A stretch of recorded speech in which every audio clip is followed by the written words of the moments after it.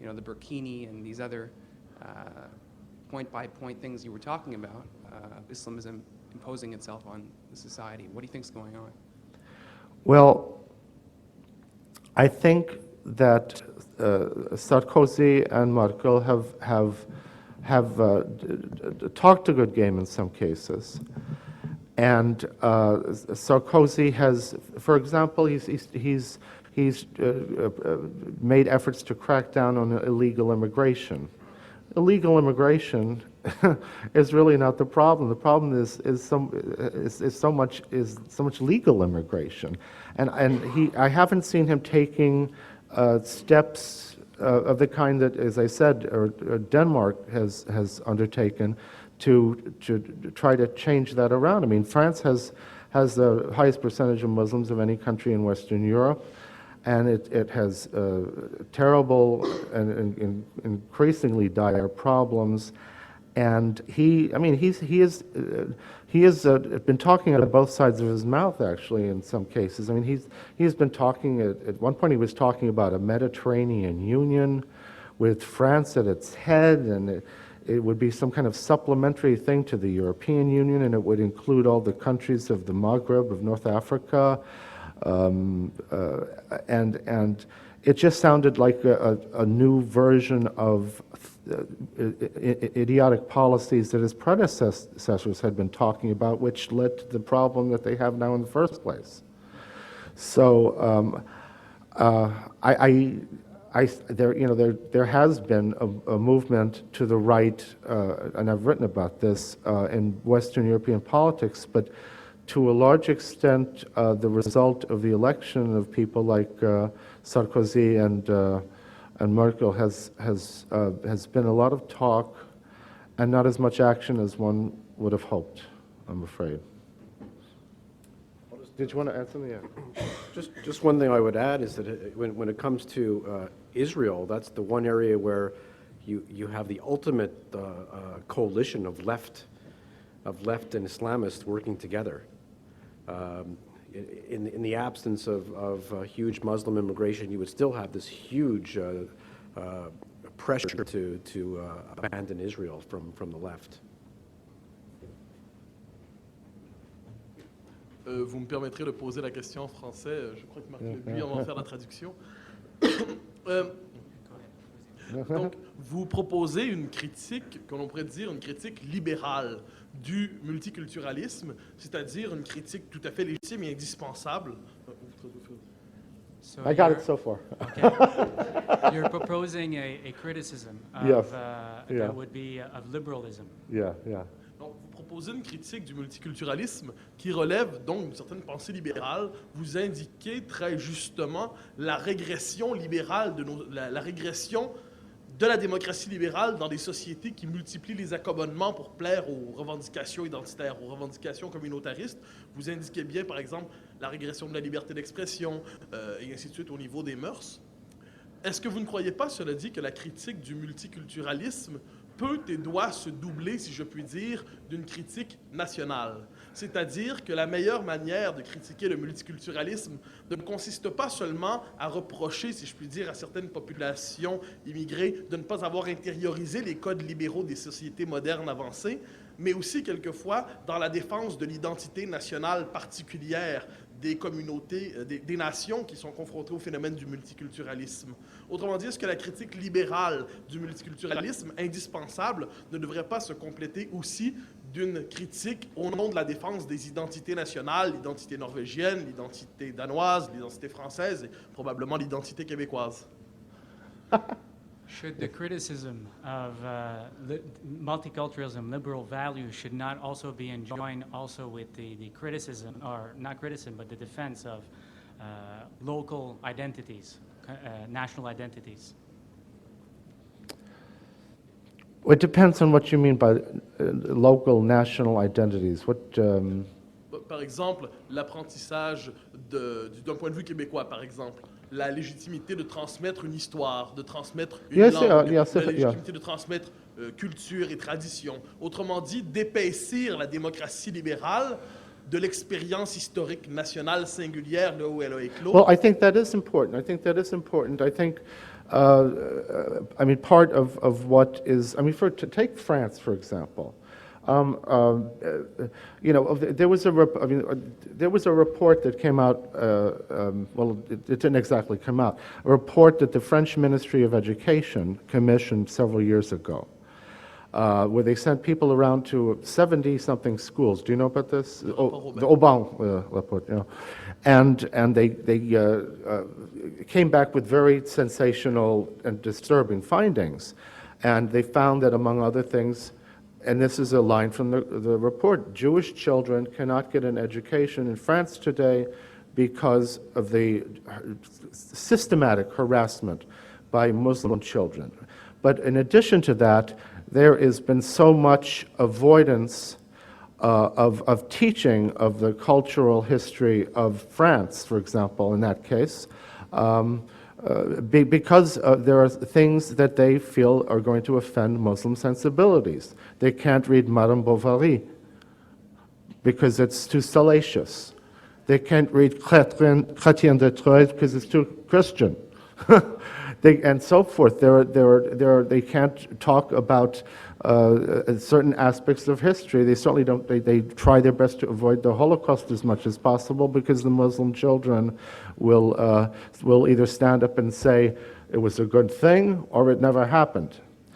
And you know, of course, you probably know this too, that the report was so sensational, the French government tried to shelve it.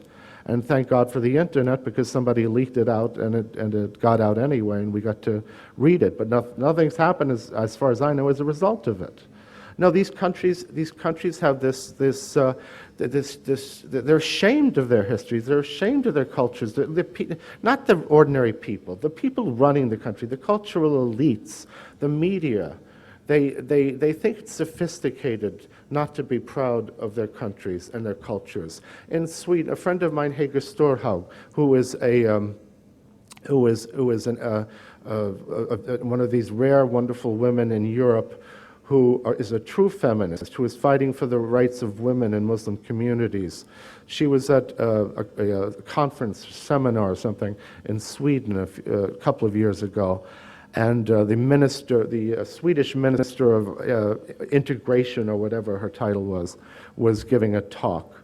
And Hege stood up and asked her, you know, it was all this multiculturalism stuff. It was all this, you know, how wonderful it is that, you know, we're bringing all this different cultures into our country. And Hege stood up and said, well, what about Swedish values? And the minister went, what are Swedish values? Her point being simply, it's as if they see their own countries as blank slates. They don't see the values. They're blind to their own values that make their lives what they are. It's as if they're blank slates, and the people we're bringing in from the Muslim countries, they're the ones who have values. They're enriching us with values because all we have is this neutral space. There really is that kind of mentality at the top in many of these countries. Mr. Bawer, there's a question that came through the internet, and one of them would be, aren't you concerned that maybe when you're talking the way you are, that maybe some people that would be from the extreme right, they may adhere to some of your discourse? There exists this problem. This is a very serious problem. And Europe is going to be increasingly a mess in a few years because those of us who care about freedom, about liberty, are going to be dealing with a struggle with the Islamo-fascists, and we're going to be struggling with fascists, ethnic fascists, European fascists, who are resisting the Islamo-fascists.